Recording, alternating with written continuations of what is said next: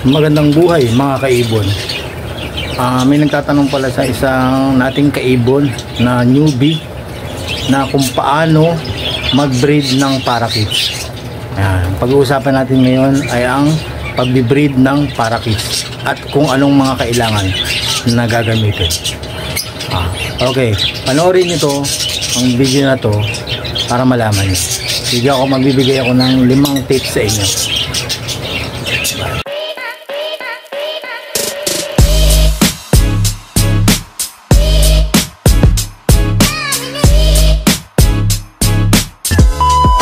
Welcome back mga kaibon.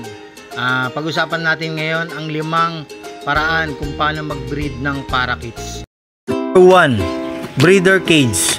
Double cage or single cage ang kailangan natin para makapag-breed tayo ng parakeets. Pwede rin naman na single cage, depende na lang sa inyo kung sakaling marami ang gusto nyong i-breed.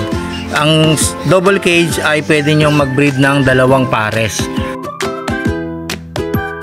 Number 2. Nest box. Bali ang size niyang na nest box na yan na para sa parakeets ay 6x6x10. Ayan ang kailangan nyo. Kasi mas maganda kung mas maluwag ang nest box nila, makakakilos yung mother at yung mga magiging anak nila. Ayan ang setup na yan. Setup na po yan. Bali, lalagyan ko yan ng isang pares para makapag-breed uli ako.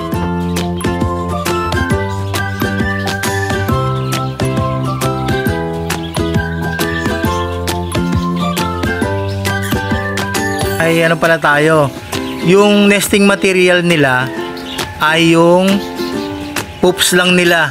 Yan, makikita nyo walang nesting material yan, poops lang nila yan. Bali patutuyuin nila yung mga poops nila, tapos ay na yung magiging lagayan ng itlog nila, parang uupuan.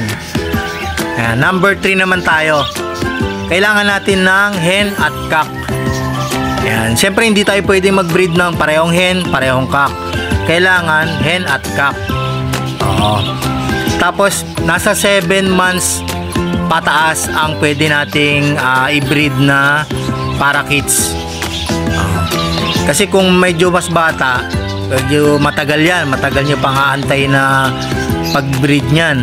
Kailangan 7 months pataas. Tsaka depende na sa inyo kung anong gusto nyong kulay na i-breed. Bali yan. Katulad niya, papakita ko sa inyo, nesting material nila puro poops yan. Yan, meron na siyang 2 rainbow material po pala yan. Bali ito, may 2 na silang itlog. Number 4. Kailangan natin ng pot, clay at water bottle, parang ganon. Na ito ay nasa video na yan. Yan, may lagayan ng patuka at lagayan ng tubig. Yan ang kailangan natin. Yan hindi pwedeng hindi mawala, kasi lalo na pag may itlog, gusto nilang lagi may pagkain. Number 5. Cattle bone or mineral blocks. Yan, ginagamit nila yan para sa pagpapatigas ng kanilang itlog. Yon. Tsaka ano na rin yan, vitamins din nila yan, pampatibay ng mga buto. Yan ang kailangan bibilin. Sa mga pet shop yan, meron na bibili niyan. Pero wala akong available na cattle bone, kaya wala akong may pakita yan na ang 5 paraan ng pagbibreed ng ibon.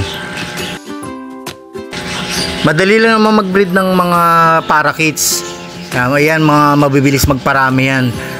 Kailangan din bibigyan nyo rin ng oras yan.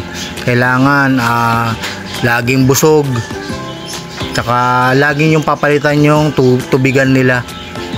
Kasi minsan napapanis yan pagka naiiputan. Kaya mabilis lang magparami yan. Kayo na rin bahala kung ilang gusto nyong i-breed, kung anong mga mutation. Yun lang muna mga kaibon. Don't forget to like, share, and subscribe. and click the notification bell down below para lagi kayong updated sa mga bagong video natin. So, thank you. Thanks for watching.